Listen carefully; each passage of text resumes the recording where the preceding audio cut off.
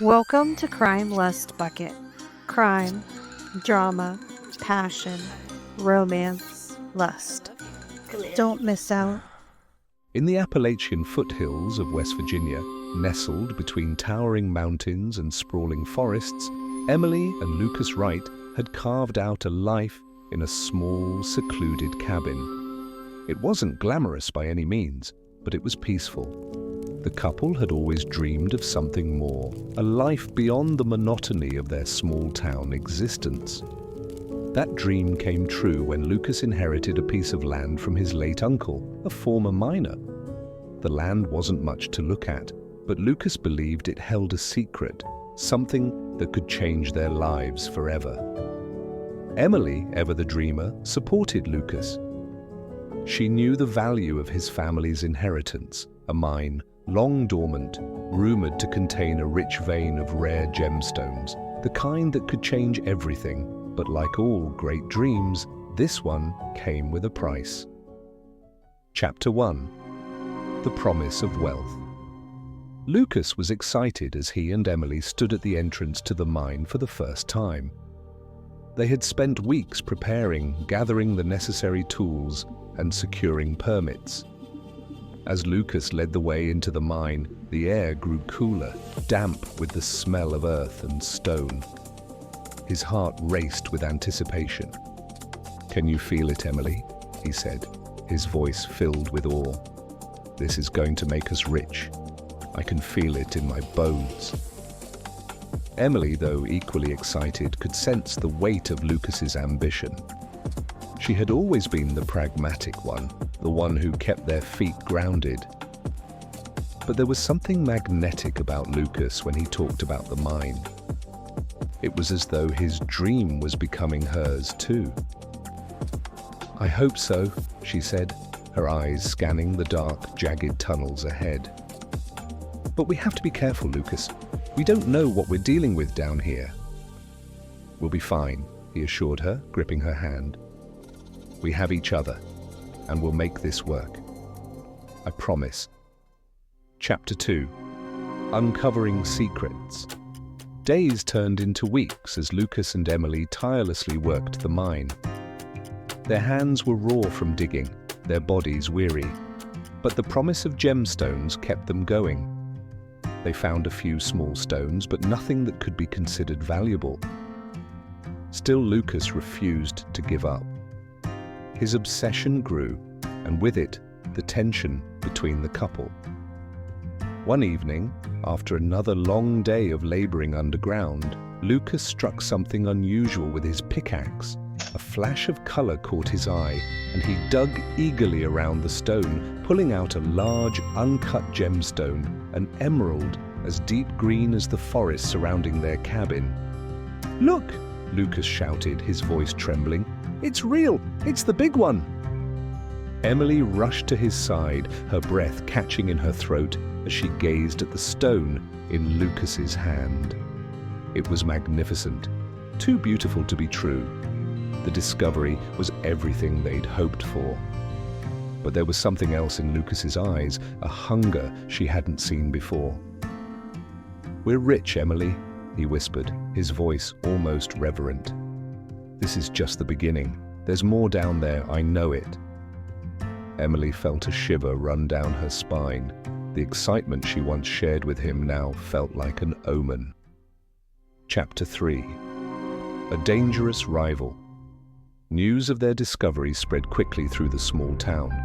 It wasn't long before other miners, some from neighboring towns, began showing interest. One man in particular, Victor Hayes, took a keen interest in the Wrights' mine. Victor was known in the area as a ruthless businessman, willing to do anything to get what he wanted. Lucas, fueled by ambition, was eager to negotiate with Victor.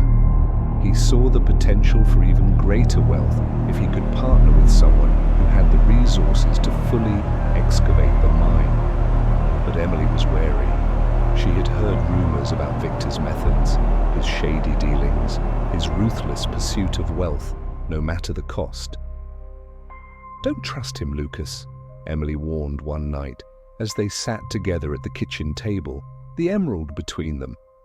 "He's dangerous. He'll do anything to take control. Lucas frowned, his jaw tightening. We need his help, Emily. This mine could make us millionaires. It's our chance to escape this place for good. But Emily wasn't convinced. She knew that greed had a way of changing people. She had already seen it start to change Lucas. Chapter 4. Betrayal in the Dark. It didn't take long for things to spiral out of control. Lucas and Victor met several times in secret, discussing terms and contracts. Emily felt like an outsider in her own home, her warnings falling on deaf ears. The more she tried to intervene, the more Lucas pulled away. One evening, as she was walking home from town, Emily noticed a figure standing near the entrance to the mine.